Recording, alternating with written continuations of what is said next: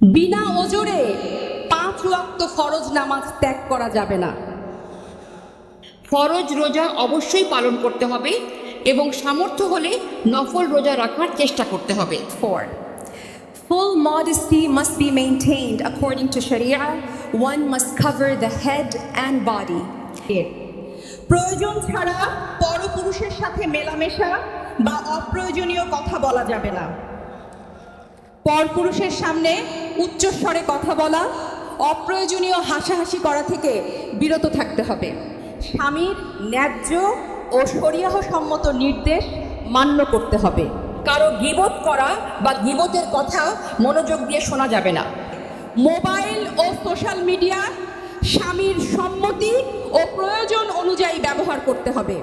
কোরআন ও সুন্নাহ অনুযায়ী জীবন পরিচালনার চেষ্টা করতে হবে। ফজরের পর সূরা ইয়াসিন, রাতে সূরা মুলক এবং মাগরিবের পর সূরা ওয়াকিয়া তিলাওয়াত করার চেষ্টা করতে হবে। সময় পেলে ইসলামিক বই, কোরআন হাদিস ও দোয়া আমলের কিতাব পড়তে হবে।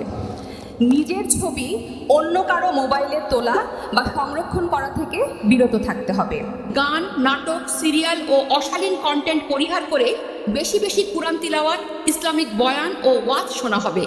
সবার সাথে উত্তম ব্যবহার করতে হবে এবং মেহমানদের যথাসম্ভব সুন্দরভাবে আপ্যায়ন করতে হবে। স্বামীর সম্পদ ও ঘরের আমানতের হেফাজত করতে হবে। পরিবারের সম্মান ও গোপনীয়তা রক্ষা করতে হবে। অপচয় ও অপব্যয় থেকে বেঁচে চলতে হবে। সন্তান হলে তাদের দ্বীনি তরবিয়তে মনোযোগী হতে হবে।